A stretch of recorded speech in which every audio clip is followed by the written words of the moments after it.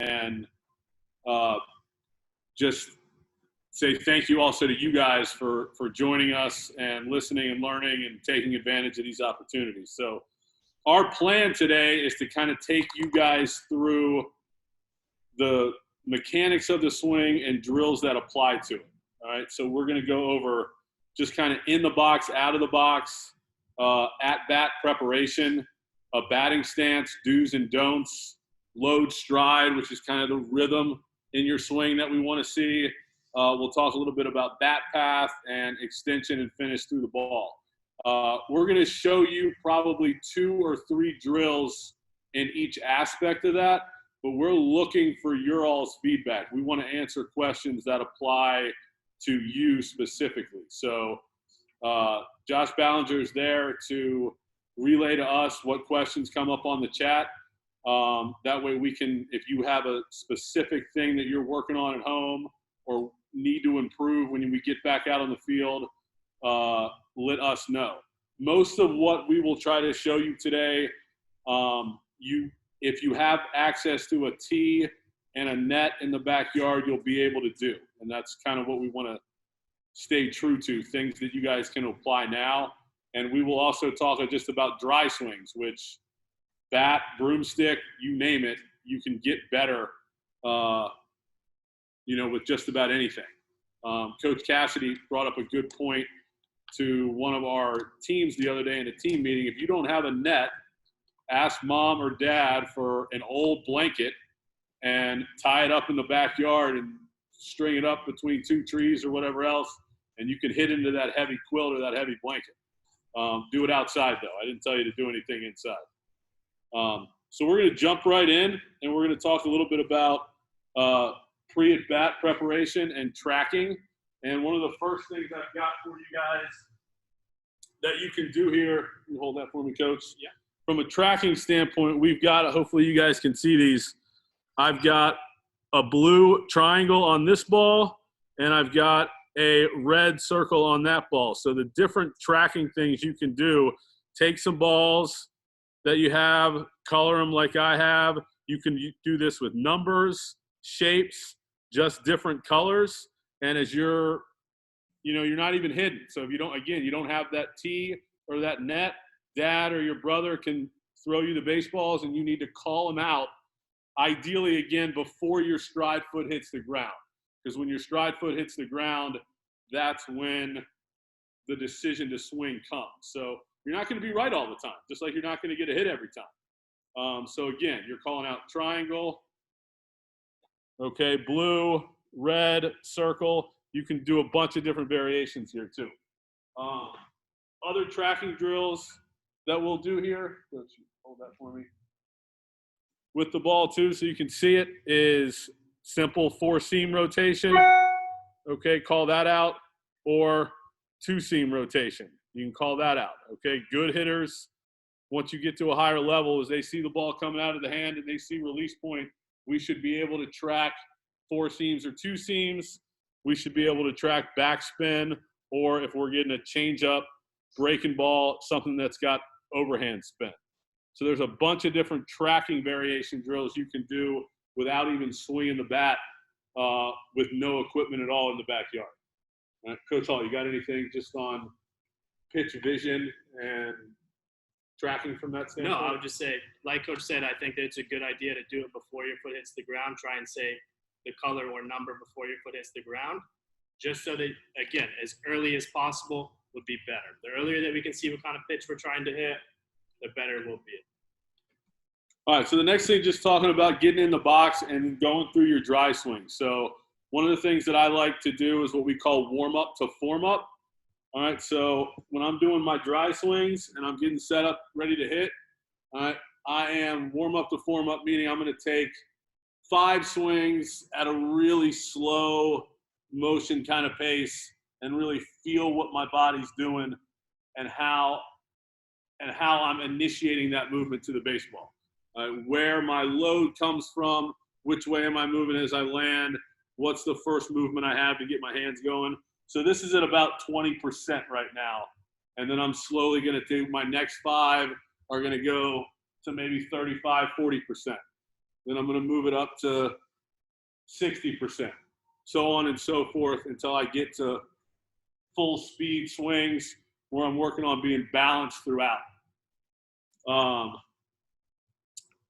Dry swings also can be done with checkpoints, okay? So meaning, let's just go in my stance, load stride, pause. So this is, I'm gonna pause, I'm gonna check myself good, get out of the box, get back in and do it again. You can go stance, load stride, contact, or excuse me, connection, which we'll talk about here in a little bit, all right? Contact, all right, and finish. So you can go through dry swing variations from slow motion up through full speed, from stopping points as we go. Coach Hall, anything on that? And then we'll see if we have any questions. Looks like we got a couple comments already. Good to go. Josh, we got anybody already asking any questions about anything? No, we're all set right now. Rob was just posting a few things about your academy and stuff, and a few other webinars we're doing. But we're all set right now. I'll let you know. All right. So the next thing we'll talk about as we transition over to the tee, and hopefully let me know. Hopefully everybody can still hear me this far away and can still see. The biggest thing to me when you're doing tee work, guys, is that you're treating it like a game. Don't just stand in one spot and go rapid fire off of the tee. Work in the box and out of the box each time you're doing tee work. And there's a right way and a wrong way to get in the box, okay? Every hitter should be getting in the box with their back foot first and through the ball of their foot. So our heel should not be landing first as we settle in to our stance. That's going to create a posture that I don't want. I'm not athletic in that frame. So I'm making sure that I get in ball of my foot, back foot first. I'm feeling everything. I'm feeling everything stacked up on the inside of my back leg as I settle into my stance and I get ready to hit. And I also always want to maintain rhythm, all right, and have some movement where I'm relaxed, exhale before I start to go swing. There's not a good hitter alive that just gets in the box and just stands here like this and it just goes. All right, we've got to have some rhythm to what it is that we're doing. Coach, anything there? No, I just agree that rhythm is super important. I think that it's a big thing for our confidence as well, right? If we get in there and we look stiff, to me, if I'm pitching and I'm throwing to a guy who's not moving in the box, to me that looks like he's uncomfortable or he's not very confident. So I think that it's a big thing to perceive to the pitcher that I'm confident, I'm moving, I feel good. Good. Okay. So jumping into just batting stance. So there's some do's and don'ts. When you guys turn on the TV, you're going to see guys here. You're going to see guys here. You're going to see, if we got any dads out there, you're going to remember Mickey Tettleton, who used to start down here and load it back up. Your stance needs to be a comfort thing for you. That's why we can turn on the tube and see so many different ones. But once those guys are done, once they get to heel plant and they're down, almost all of them look identical. So what's a good stance? What's a bad stance? Again, do's and don'ts. So to me, the most important thing is that we are at least shoulder width apart. That's the minimum width we can have, which is about right here. This would be a really upright stance. And we can certainly be wider than that, okay? You can be a little open. There's nothing wrong with that. You can be a little closed. I don't recommend closed stances for youth hitters. I think it makes it really hard to get the backside going. Hand positioning. Again, this is okay. This is okay, right? We make stance adjustments with hitters based on things that we see later in the swing. One of the things I always say to guys is hitting is like long division. And what I mean by that is if you mess up the first step of a long division problem, the rest of it's going to be wrong. All right. So if we see a breakdown at contact or a breakdown during your load, we're going to go back to the step before that and find the issue to correct it. Only other thing I have with one of the common mistakes that we see, I think, with hitters in their stance is we see this posture right here, all right, where I'm flat-footed, all right, I'm not out on the balls of my feet, and you can't see my feet right now, so let me back up just a hair. where you guys can see my feet. All right. What we want to be able to create here is a straight line from my toes through my knees to my shoulders. Okay, that's the posture that we're looking for. We see a lot of young hitters that sit back like this, and if you can see, my shoulders are behind everything else, and I'm not in this athletic frame. All right, so to me, the best way, kids know how to do that. I ask the guys, do you play any other sports? Which to me is very important that you're playing other sports. Do you play any basketball? Most of the time, the answer is yes. So get like you're going to play defense on the basketball court. There we go. And almost all of them you'll see get their chest out over top. And that's that athletic frame where we've got a hinge in our knees that matches the hinge here in our hips. All right? We don't want really bent and then straight up and down, or straight up and down and bent here. We want to match these two angles to get myself into that proper posture, which is a really important thing. Coach?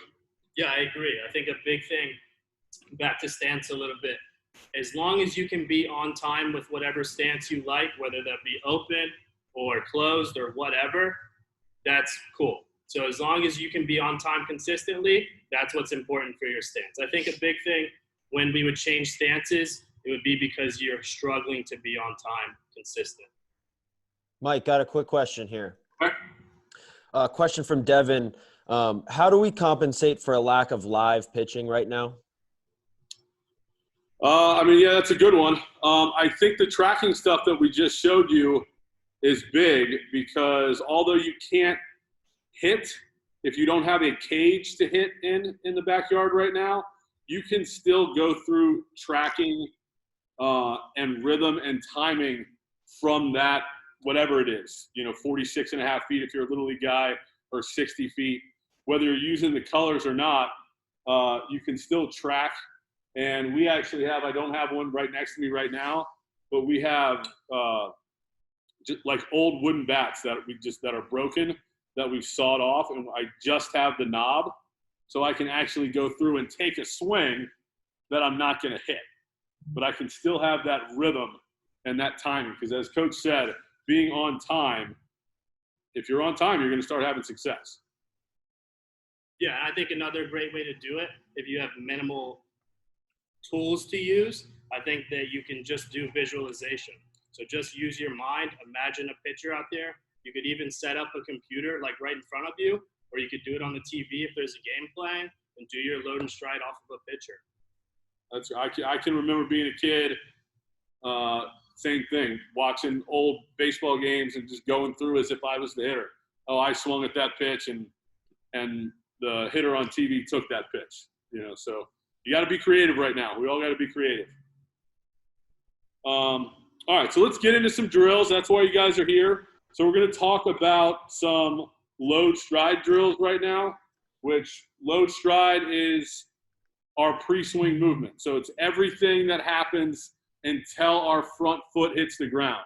When our front foot hits the ground, that's when our swing starts.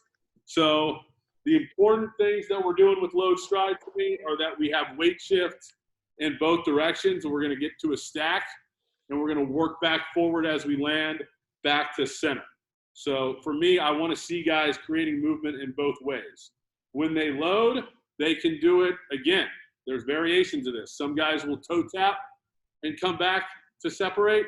Some guys will knee pinch and come back to separate.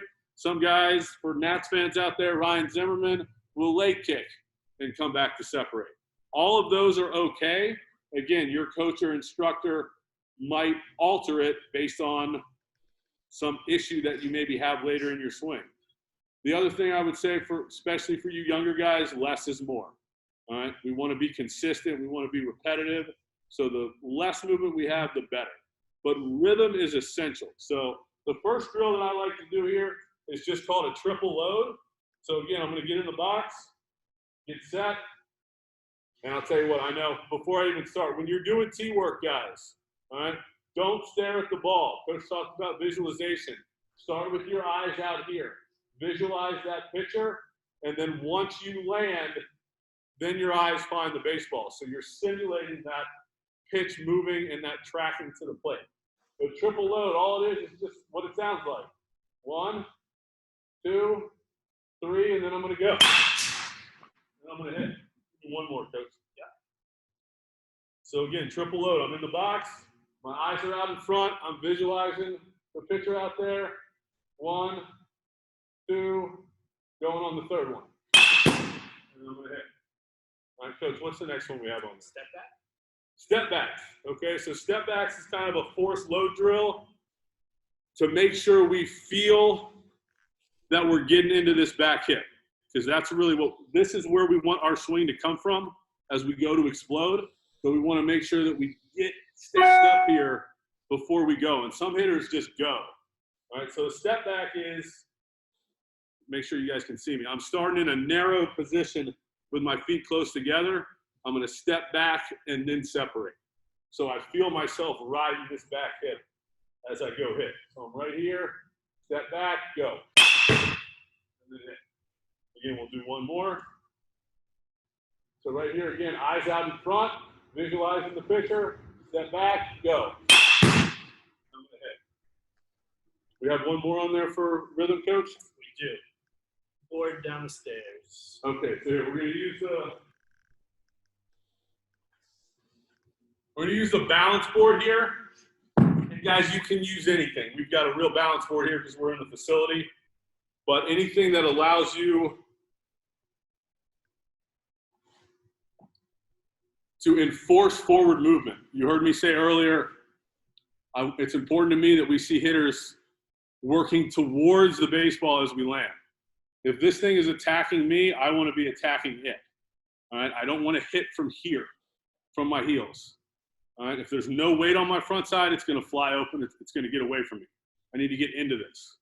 All right, so this balance board, which we can use a number of different ways for just balance drills, but the way I'm going to use it right now is I'm going to start on the front of the board. This also enforces that I'm on the balls of my feet because it's narrow. All right, and I'm going to load, and I'm going to step off of the board. So it's going to enforce that I'm working downhill and I feel this forward movement as I go to hit. Coach, any rhythm thoughts, load stride, or any other drills that you think are really important? No, I think a lot of times everything that coach went through is really good. I think a lot of times, I think one of the best drills that coach had done was before we were talking about just before you even start hitting for the day, just going through your load and stride. Okay, and doing it over, step out of the box, get back in, go back through your load and stride. I think that that's important to start to be consistent, right? I think that the best hitters in the world are the most consistent hitters, not only with their numbers, but also with their body, right? They're doing the same load and stride all the time. Good. Hey, coach, get here and get into your stance for me, if you would. Yep. They can see the plate. Let's back that up a little bit. So one thing that we emphasize at landing that I'm going to show you here with coach, okay? All right. So again, coach's stance and my stance might be completely different. But when we land, we should look very similar. So coach, go through load, stride, and land. All right. And one thing that we talk about here is what we call the number 4. We want to see every hitter into a number 4 position where their head is right down the middle of their body, okay? Their hips and their shoulders are balanced parallel with the ground, and the bat angle splits the top of their head.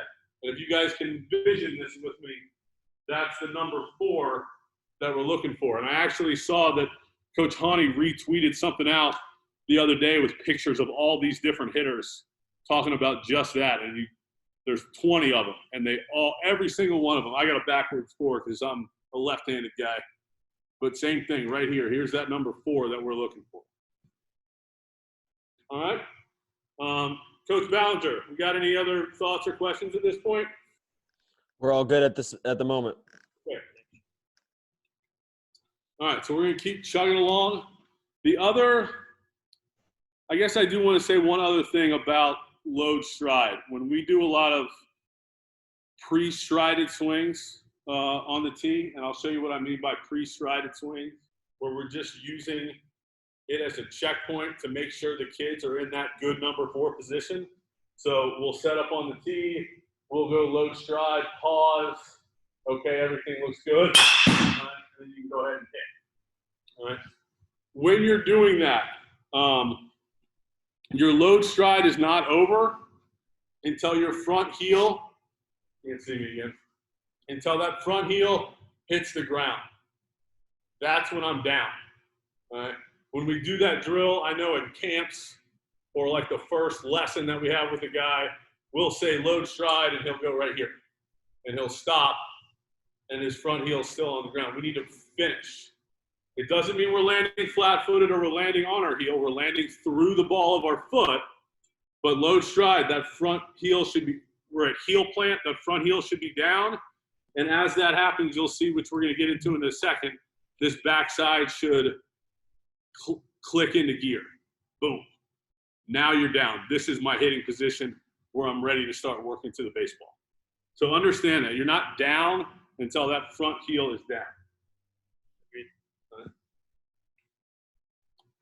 All right, so let's jump along. We're going to talk a little bit about what we call the point of connection and now your route and the bat path that takes you to contact, okay? So what we mean by point of connection is, again, like we said, once we're down, once we're at heel plant, we're now in a position to hit, okay? Everything prior to that was what we call pre-swing movement that gets us ready to hit. Now that I'm down, I'm ready to hit. So where does my energy come from? All right. If we've done this correctly, back up a little bit again. If we've done this correctly, you'll see that my knee is well inside my back foot. My hip is inside my knee. That's going to allow the inside of my lower half to work forward and towards the baseball. All right. So for me, and this might feel different for coach, and it might feel different for you as players too. But once I'm down, for me, I feel the movement coming from the inside of my back knee and the inside of my back elbow. Those two things firing to get me on plane as I start my swing. It is not my hands. All right? The hands to me are the last thing that really initiates when I start my swing. It's my lower half, it's my core, it's my backside. And that point of connection we're looking for is right here. And I'm telling you, if you go to YouTube and look at hitters, all of them at some point get connected. And what connected means is my hand, my elbow, my back hip, and my back knee. They're all stacked up together, and now I'm using them all together effectively and efficiently to get myself to contact, okay? So one of the drills that we do with this is we just go connection, rewind, and then hit. So all I'm doing right here, and again, guys, all of these drills that we're showing you on the tee is really specifically because we're assuming that's what you have the capability of doing right now.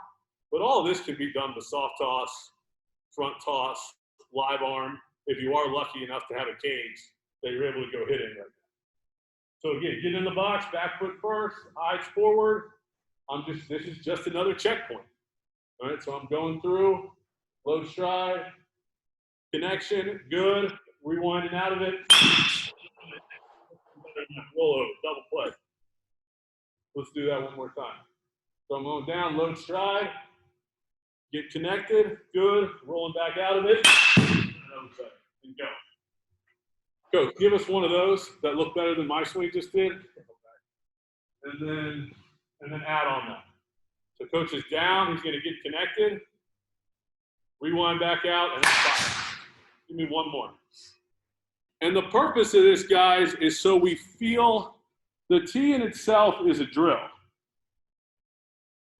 The whole purpose of doing tee work is the ball's not moving. When the ball's moving, the ball's in charge. We've got to operate at the timing of how the pitch has been thrown. When we're on the tee, it's just sitting there.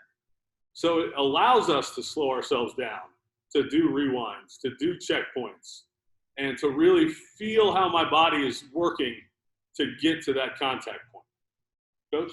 Yeah, I agree. I think a big thing there is something that Coach had talked about. Whatever you feel to get to that position of connection where everything is connected, our hands, our shoulder, our hip, our knee, and everything's in that straight line, whatever you feel to get to that position is what you feel, and that's okay. For me, Coach had talked about how he did not think about his hands. For me, I thought about my hands, actually. I thought about them staying still because I was a guy who tended to let my hands get away, or I would want to lead with my hands. So a big thought process for me was for me to just hold my hands where they're at, and that's how I got to that position. Good, good. Now I'm going to, Coach, hit on something that I wanted to talk about next, which is you'll hear coaches say, get inside the baseball, be short to the baseball. Well, and the player nods and says, okay, but do we really know what it means to be short to the ball or inside the ball? Clearly, our hands are never really outside of the baseball, but we want to be inside it. We want to be short and efficient to our pass. So what that means to me, if I can give you this angle right here, when we talked about getting connected right here, okay, where I've got my elbow in the slot with my hands back before they go forward, this is inside the ball. If I'm watching a hitter and I see the backside of him and I see this and I see this spacing in here, I'm casting. That's long. That's me outside the ball. That's me working around stuff. That's not me staying inside it. All right. Another definition to me for inside the ball would be I want the barrel inside of my hands or inside of the knob as long as possible. So as I'm working to the baseball here, I'm down, connected. If you guys can see this route, my barrel's working right off the back shoulder, all right, and it's inside that. I'm casting. I'm outside the baseball. I want to be right here before I let it go to get the contact. One other thing Coach touched on was he says he wanted to feel his hands. How did you say it, Coach? So I wanted to feel like my hands were just staying right where they were at. Hands, so he felt his hands, or I didn't, but the idea for Coach Hall was he wanted him to stay still. To me, the important thing for hitters to understand is the more the hands stay back, the more on plane you're going to get, and the less often you're going to swing at bad pitches. If you get here and your hands are leading everything else, those breaking balls, those change-ups, you're going to be flailing at stuff early. But if you can create all of this, I'm still not pitch committed yet, and I've done a lot, and I've been able to see the ball move, and now I'm going to make a good decision if I want to let them go. All right, so the next drill we've got. Hey, Coach Gallagher, got a quick question. Yeah. So how should we adjust our stride, load, if a pitcher is throwing hard versus soft? Okay, good. I'm talking about. Let's let Connor do that one first. Yeah, so my thoughts on that are that our load and stride never change, actually. Like I had mentioned earlier, the best hitters in the world are very consistent with their load and stride, and they keep it the same all the time as best that they can. So I think that the way that we change depending upon how hard someone's throwing or how slow they're throwing, what we do is we change when we start our load and stride. Okay, so if there's a really fast pitcher, maybe I start when he gets to the top of his leg lift, right? So I'm starting earlier. If it's a guy who doesn't throw as hard, then maybe I start when he's releasing the ball. That's when I would start my load and stride and my rhythm. So I think that our load and stride stays the same. It's just what changes is when we start. 100%. It's to me is what we refer to as tempo consistency. We want this rhythm and this tempo to be the same, whether he throws 90 or 60, it's the same. His job is to alienate our tempo. Our job is to not let it bother us and change when we start. So again, if you're late, the adjustment is not to speed up. The adjustment is to start sooner. If you're early, the adjustment isn't to slow down, it's to start later. All right, so hopefully that makes sense.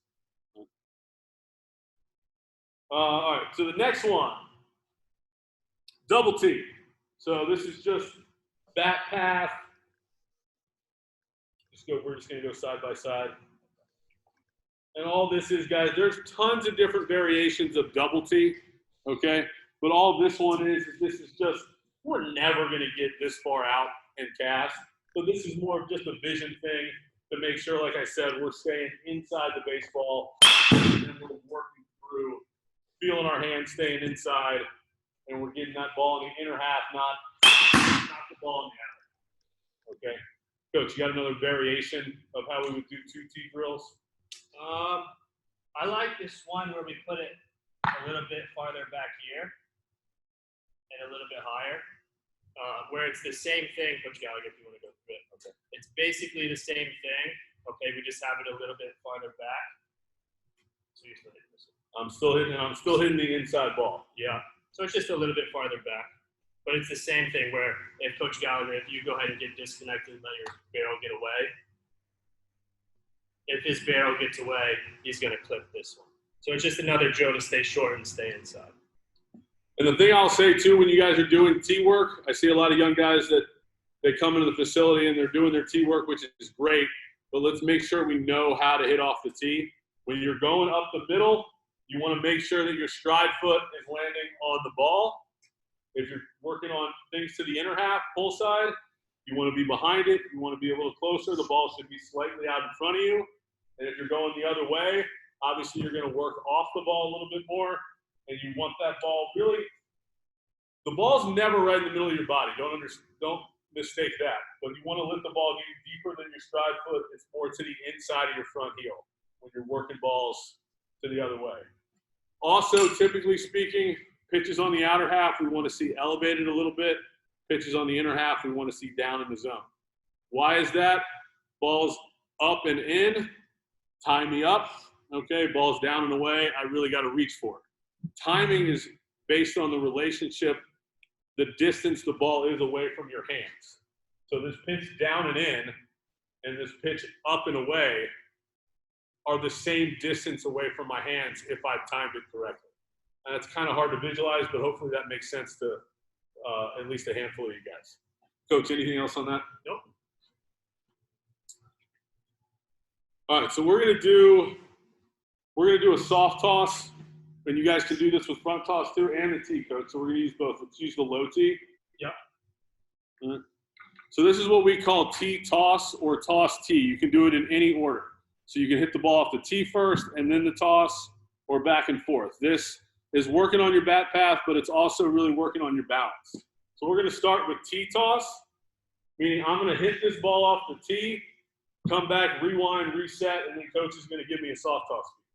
So we're gonna start here, I'm rewinding, here, okay? And then we can do it the other way around. We'll let coach go this time. Where we're gonna go toss tee.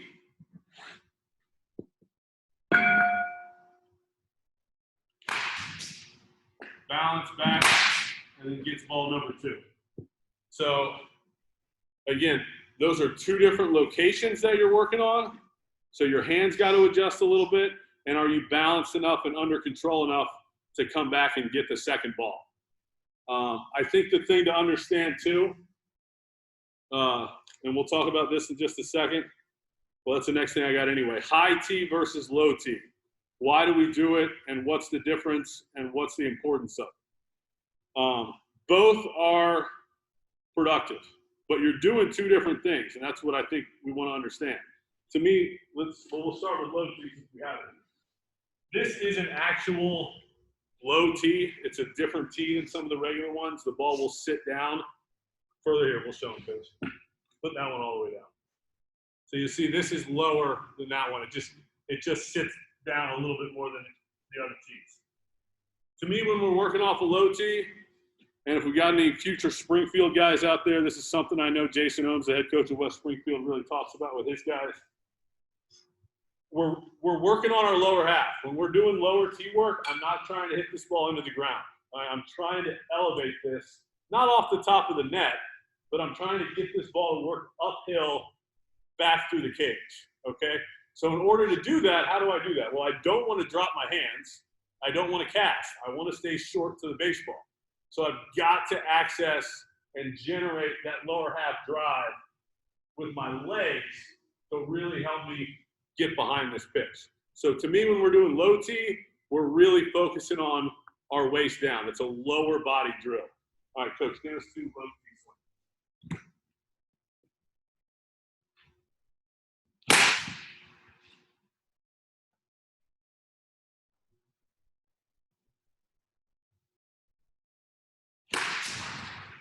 Good. All right. So now when we go to high tee, we'll switch it back out. And when you're doing high tee, remember here, coach, let's not use that one in case you want it later. Yeah. When you're doing high tee, guys, or low tee for that matter, remember we're hitting strikes. We're never practicing hitting non-strikes. So it's not high tee up here. It's high tee top of the zone. It's low tee just below your knees, bottom of the zone. High tee to me, I'm really working on my hands or my path and making sure I'm staying short. And again, what I want to make sure doesn't happen here is that I don't cast, I don't lose the barrel, and I don't pop this up. I want this to, I'm still trying to hit a line drive.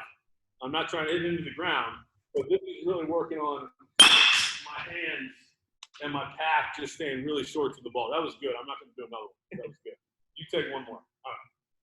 So again, high tee, we're working good. So high tee to me, it's more where we're working on our hands and our bat path, where low tee is more us working on our legs. Okay? Anything on that or any other just tee route specific drills that you have in mind? So no, not too many other drills, but just a thought here. If you're a guy who struggles with hitting a lot of pop-ups or fly balls, or you're a guy who struggles with hitting ground balls, I think that that's a good indicator of what you might need to work on. So for me personally, I was someone who, when I wasn't hitting well, I would pop up a lot, hit a lot of weak fly balls. So high tee was really good for me to kind of counterbalance that so that I could make sure that my path, like Coach Gallagher was saying, was staying tight and short to the ball. Versus a guy who beats a lot of balls into the ground, maybe he should work on low tee and work on getting his lower half through his swing. Which is a great point, because I think most people think the other way around, right? I'm beating balls into the ground. I don't want to work on the ball down. No, you do. We want to work on being able to elevate that. You're challenging yourself. Great players work on the things that they're not good at, not the things that they're already good at. All right, so jumping along. Josh, we still good? Yes, sir. All righty, good. All right, so we're going to jump. Well, actually, before, Coach, will you come here and give us just go to contact? So let's go over real quick kind of the do's and don'ts of what we want to see at contact. And for you coaches out there too, you're going to see what's important too is how they got there. Because we see a lot of guys that are really good at contact, but how they got there wasn't efficient. But nevertheless, this is ultimately what we're looking for. All right. So coach here at contact, most of you guys have heard a lot of this stuff. We got a power L in our lower half, okay? I can draw a straight line from his head down through his back hip, down through his back knee, okay? I got another power L here in his upper half, okay, on his top hand. Notice contact's not, go to extension, coach. Contact's not there, that's extension. We're gonna get to that. Contact is back here where I got something to drive through it. All right, I'm palm up, palm down. My chin's on my back shoulder, my eyes are on the barrel. Coach, turn so they can see you face him. And then you see the bat angle here, guys, okay? So the barrel's always typically slightly below. It's a little more if it's down, if the ball's up a little bit. But for all you guys that here don't think top of the ball, launch angle, all those kind of words, get on plane, elevation, there's truth and merit to all that. But go back to that contact point, coach. We teach guys to focus top of the ball, or I teach guys to focus top of the ball.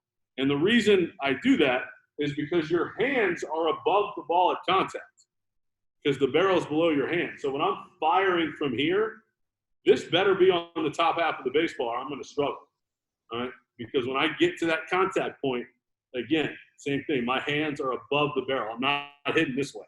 I'm hitting this way, okay? Anything else on contact before we go to extension? Okay. All right, so extension drills. And what extension is just what Coach talked about. We're here and now we're driving through this baseball, okay? So did we bring a basketball or do we have one? All right, let's jump to, so you can hit a basketball, any sort of a weighted ball.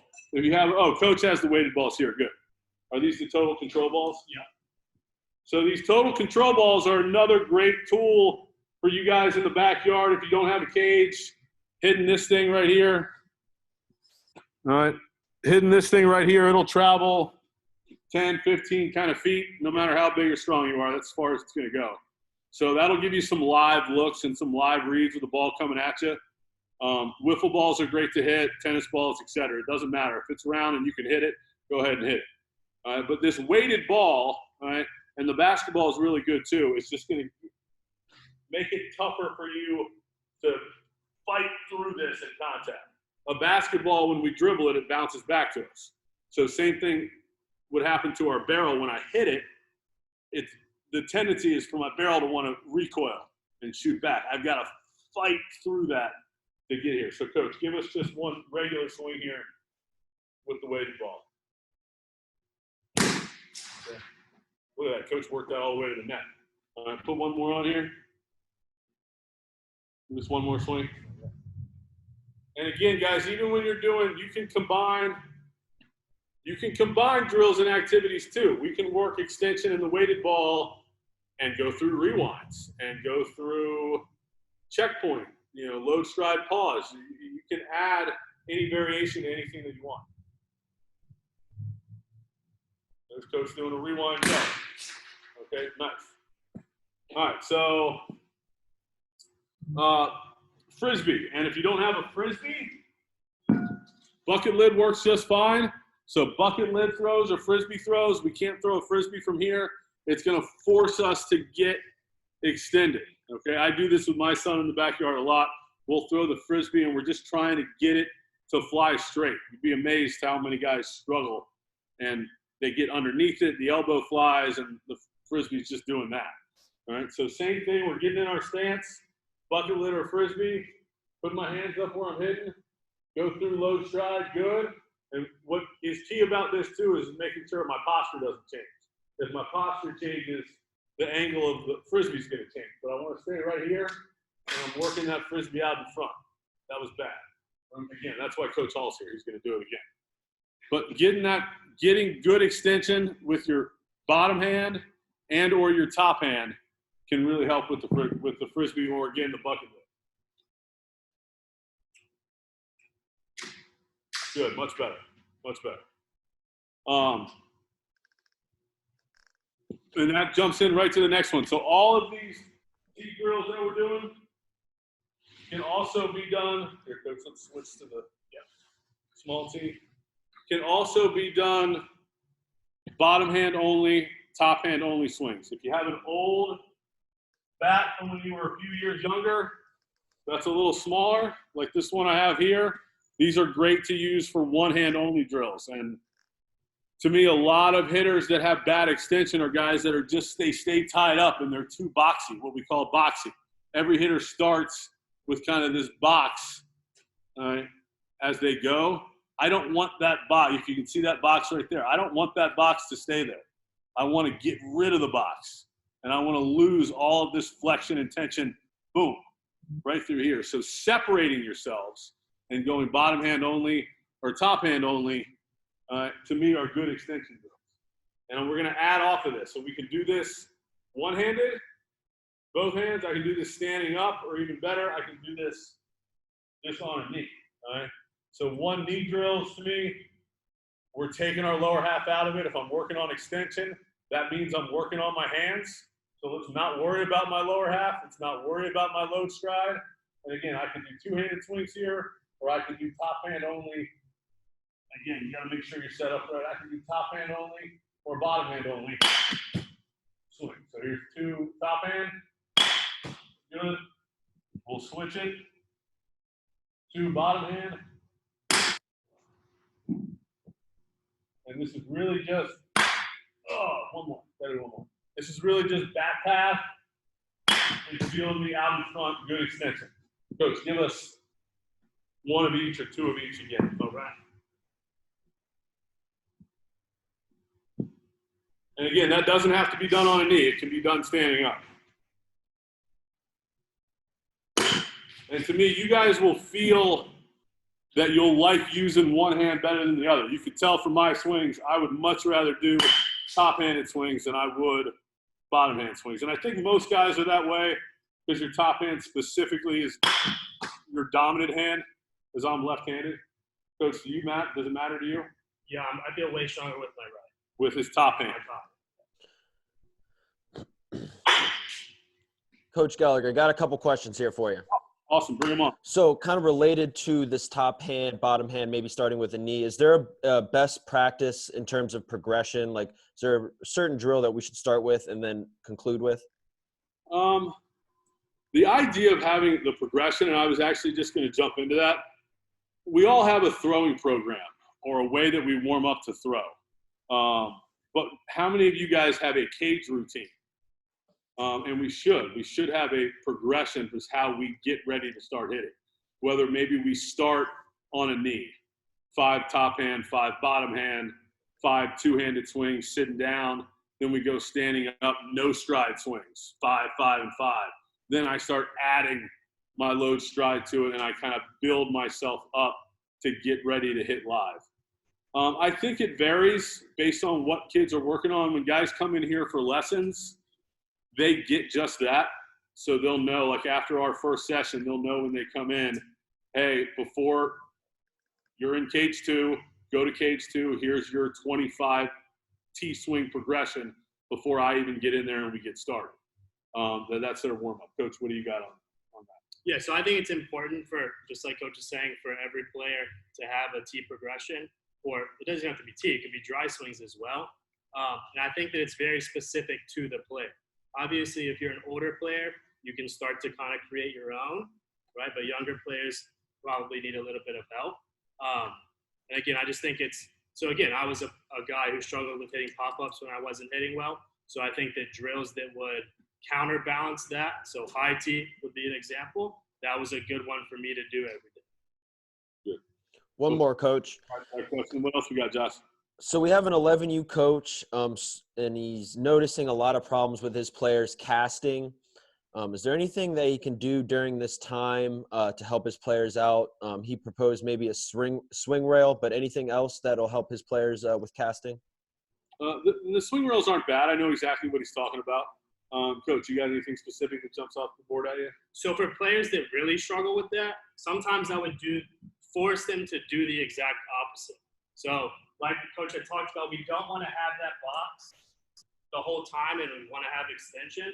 But and some coaches call this the Jeter drill. Okay, just because we're gonna force ourselves to hit an inside pitch up the middle. That's the goal. And you're not always gonna hit it well, but you're just forcing them. Again, this isn't a great position here where I'm forcing my hands to stay inside, but it's the opposite of what they struggle with. So I think that hopefully if we do the opposite, it's gonna put us in the middle. When we take our normal swings, hopefully we're taking good swings. So if you guys don't understand, it's called the Jeter drill. If you remember, it's 302 down the right field line at Yankee Stadium, and Jeter, a right-handed hitter, would constantly take inside pitches and inside out those balls the other way, and use that part of the field to his advantage. And he was really good at getting inside of those things. So yeah, work on middle in and forcing it the other way. I think is a good drill to do that. But I also think just rewinds, slow motion, warm up to form up, where they can feel it. Work at a rate that they can be consistent at. Just getting in there and throwing batting practice, they're going to keep doing the same things. What else we got, Coach? That's it at the moment. All right, so and we're not going to demonstrate this because I don't have the wiffle ball, but the last thing I'll say about extension, the old school, and I'll go back to that question. I got to talk about old school drills, but the extension drill, the old wiffle ball toss, where you're just trying to throw that wiffle ball bat out into the middle of the cage. Don't let it spin off and go pull side into the net.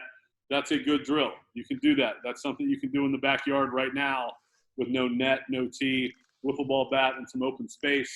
Work on extension. Another old drill to help with casting is the fence drill. All right. So in this scenario, I'll pretend to be the fence. All right. And Coach is just right here. There's a lot of faith and a lot of trust I'm putting in him right now. All right.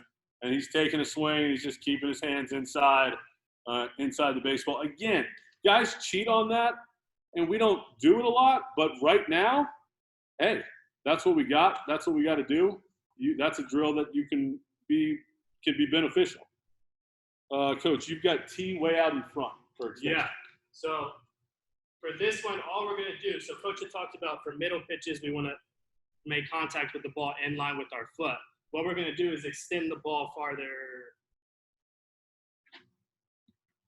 Hold on one second, guys. We just had a little pop-up, but they're still there. Okay. All right. So we're going to extend the ball farther out. So right now I'm going to take my low stride, and let's say the ball is probably 5 inches farther out in front of my front foot. Can I stop you 1 second? Because just so they can see this a little bit. Yeah. And we've done this. This is another kind of double T you can do. So Coach is going to have his feet set up for this T right here that does not have a ball on. But he's going to make contact with this one out in front, but still get it to fly up the middle. Correct. We're not going to let this go full side. So we got to go get it. And this would be another one for the coach that was asking about his 11U team. This would be another good one to ensure that they're staying inside and not casting as well. Because if they're casting, they're going to pull this ball. So just load stride. You can do it from a load stride position, or you can just go through your normal swing. Or we're just going to take a swing and try and hit it up the middle. An important thing when we're doing this drill is that players are going to want to go get it with their body.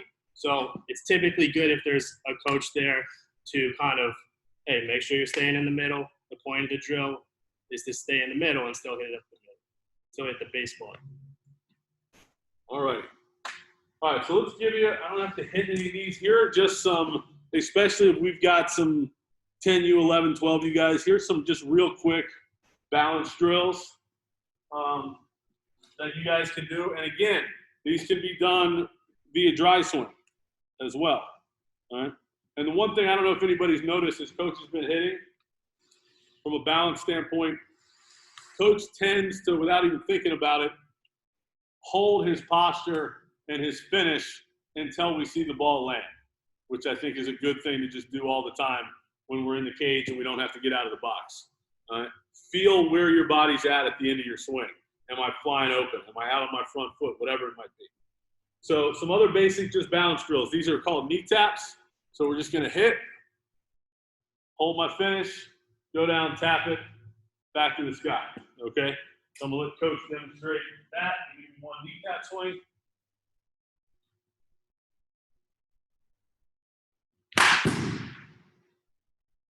Tap, down and up. And what we want to see is that we're basically have two 90-degree angles when we go down and tap it. All right, the next one is more of a front side balance drill. It's what we call the flamingo drill.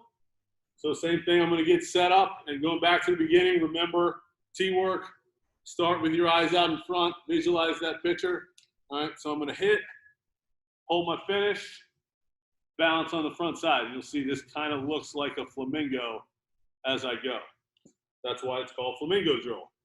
The feedback you'll get on that is if you're a guy that creates negative extension, meaning this, and we're falling back, you're really going to have to get weight back out in front to be able to get to that flamingo position. If you're staying through it, it'll be relatively easy. You'll just get right there.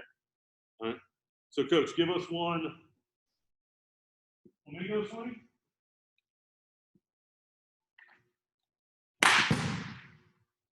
Out on his front side. And let me jump on that. I just brought up the term negative extension, okay? The difference between positive and negative extension, okay? Positive extension is when I'm strong and my hands are pushing through it.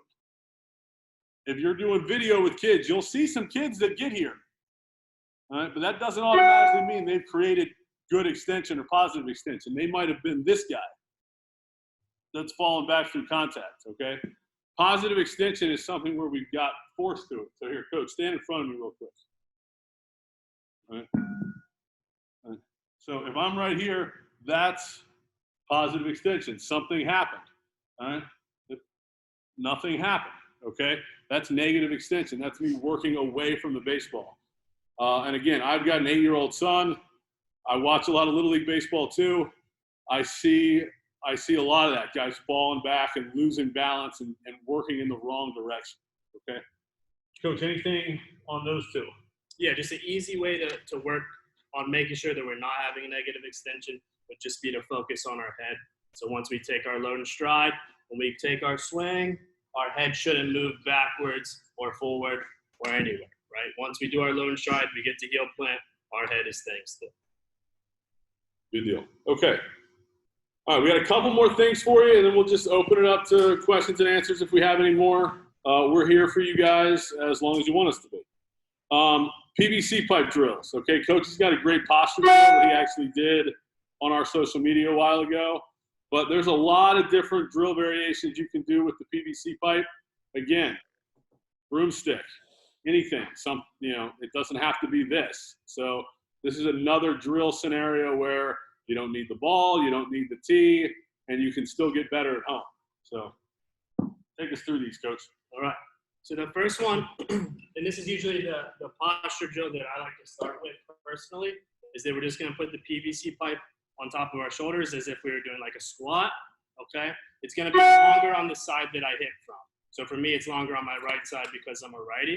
And I'm going to go ahead and get in my stance just like I normally would. I'm going to go through my load and stride, okay? And I'm going to take a swing, and the end of the PVC pipe should be making contact with the ball. Stay there, Coach. All right. And so we see this angle, no different than the angle we saw where the barrel's below your hands at contact. And this angle is created, which Coach is going to show you the wrong way now, because of his posture and the hinge that we talked about in his hips. If he comes back up upright, you'll see the difference here, okay? So he came up out of that, poor posture, all right? Poor posture, he's not staying out over top of the ball. Yeah. So the next one, do you have anything else? No, that's perfect. Okay. So the next one, we don't need the tee quite yet. What we're going to do is we're going to get in our normal load and stride, okay? We're going to stick the PVC pipe in the ground, all right? Right in front of our inline, I would say, with my left heel. All I'm going to do is go through like a swing here, but I'm going to throw the baseball. And what I'm trying to do is throw the baseball between me and the PVC pipe, all right? So, and the big thing to look for here is if the PVC pipe is staying upright. And I'll show you why in a second. So we'll go through a good one where the PVC pipe stayed upright, okay? As you can see, my chest is over top of the plate, okay? That's what good posture is. Bad posture, so my chest and my head are gonna go backwards this time. And you can see how the PVC pipe now is diagonal versus straight up, okay? To make this drill a little bit more advanced. Short back? Yeah, sure. Yeah. So what we're going to do here, okay, is we're going to put the PVC pipe diagonal, okay? If you hit the PVC pipe, and this is why it's a little bit more advanced probably for some older kids, if you hit the PVC pipe, it could hurt your hand. It's probably going to sting a little bit, right? But we're going to do the same thing, load stride. PVC pipe is going to stay diagonal here so that we don't hit it, okay? And I'm going to take my swing. Not a great swing there. But what you can see is that the PVC pipe didn't move, okay? The PVC pipe didn't move, right? That's the big thing here. I'm trying to keep the PVC pipe still to ensure that my posture is staying over top of the plate, or the hinge that Coach Gallagher has talked about. Good deal. Alrighty. So we've got one more thing we're going to touch on, and like I said, we'll open it up to Q&A. Is just soft toss for brothers or brothers and sisters or dad and son that are doing soft toss together. I want to make sure you guys understand how to correctly soft toss. And then all of these drills from the tee, if you have the ability in a net, can also be soft toss drills. But when we're doing soft toss, so it's effective, if I go out and, like I said, I watch my son's Little League games and I'll see some coaches feeding soft toss. Coach, go ahead and give your stance. And they'll be directly parallel to the hitter. And they'll be feeding balls kind of basically right between his feet and wondering why their swings look so tied up, all right? When you're doing soft toss, we've got to make sure that we're angled here out in front and we're working off of their front hip. And before I even feed it, I normally like to ask the hitter to give me the load stride. So Coach load stride, and I'm looking at where his front foot landed. Because if we're working balls up the middle, I know I want him to hit off of his front foot. So wherever that front foot just landed, that's my target as the feeder as to where I'm going to, right? The last thing I'll say is Rhythm and timing so important. Don't just do that. Okay? Give them a feed, something to load stride back to it. So we'll do 2 regular just soft toss drills here. All right. Single ball. Good. Okay. So again, just like hitting off the tee or soft toss, it's only effective if we're set up and we're doing it correctly. Otherwise, it's counterproductive. One of my favorite drills, okay, is what we call 3-ball. All right. It's a balance drill. It's a back path drill. Forces guys to be under control. Forces guys to be short, quick, and efficient. So coach is going to load stride the first time, and then he's just going to rewind and go. He's not going to stride the second time and the third time. So this is just 3-ball. Here we go. I'm going to let him rewind. Good.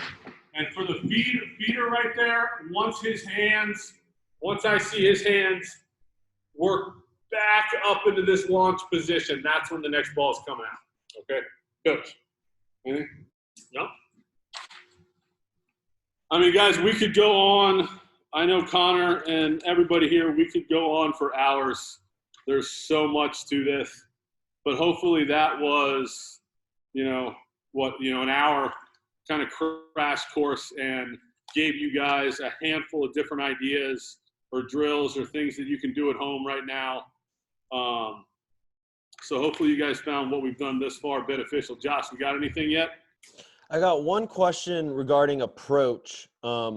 This is kind of directed to Coach Hall, but both of you guys can feel free to answer this. But in regards to 2 strikes, how did you approach 2 strikes? Were you a guy that shortened up, or were you a kind of a guy that would take your normal swing regardless of the count? So for me personally, it depended a lot upon the pitcher. Okay, if I felt confident against that pitcher, well, let me start with this. We're always going to be aggressive, okay? So I personally am not a fan of going up there with 2 strikes and let me just hit a ground ball to second base, unless it's situation dependent, of course, okay? But let's say there's no one on base. I don't think my job personally is just to put the ball in play. I'm trying to get a hit. So I think that we should stay aggressive no matter the count. So even if we have 2 strikes. Now, if I was facing a good pitcher, I would like to choke up. Now, it wasn't a big choke up, but it was maybe half of an inch, okay? And I just felt like that gave me a little bit more control. I did like to spread out, again, if there was a plus pitcher on the mound, and that could mean that he threw really hard, or he had really good off speed, or his stuff was just really good. So it was just dependent upon the pitcher. Coach, you got anything with that? I mean, the same thing. Coach is dead on. Your PC answer is choke up a little bit, widen your stance, make sure you get your stride foot in the ground early so you're ready to go. But I think it totally depends on who's out there. The first thing I just said is a good lesson to be taught for the younger player. If we've got some high school guys on here, if the guy out there is not a swing and miss guy, I'm not worried about 2 strikes, okay? So that being said, if the guy out there is not a swing and miss guy, he's not a strikeout guy, I'm going to be a little more selective in my approach because I'm not as concerned about hitting with 2 strikes. If that guy out there is throwing at the high school level 85 plus and hitting spots and changing speeds, I better be aggressive early because once I get to 2 strikes, I'm in trouble. So hopefully that answers it. Anything else, Coach Ballinger? So yeah, we actually got one question here. So, question for both best 2. It's a little confusing. Andrew, do you mind clarifying your question? I think it's regarding guys that are taller. Best two majors right now for watching. So I think it has a question regarding to like who should we look up in terms of video for taller guys? Like who are the best tallest hitters to look at in terms of kind of replicating our swings after? I think that's the question. Got it. I'm trying to think who's a really a tall hitter. Specifically for tall hitters, yeah. I don't know that I can give you a tall hitter. Yeah. I don't know that I can give you a player that Coach Hall might be able to, but one thing I will say is that the longer you are, the harder it is to be short, the harder it is to be compact and efficient because there's more of you to control. So there are, there's benefits. You're going to create more bat speed. You're going to create more torque. But, there's also, when you're longer, you've also got to be more efficient. So there are pros and cons to being that guy. Is there anybody that jumps out of you? I don't know if you're right-handed or left-handed. I know Bellinger is a long guy. A long guy. Machado, I think, is a long guy for a righty. Kind of going off this question. So I think kind of what he's getting at is, how do we utilize our length and leverage to, ultimately, if we're a taller guy, we can use more leverage and we can use our length to our advantage. I guess the question is, how do we do that if we're a taller guy?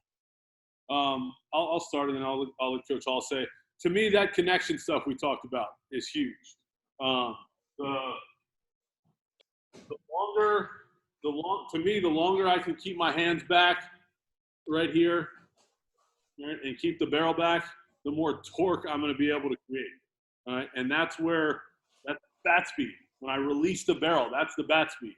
And yeah, the longer I am, the more whip I'm able to create. No different than out on the mound. Pitchers that are long guys tend to throw harder because the more external rotation they can create, the more velocity the ball is going to happen. The more, same thing here.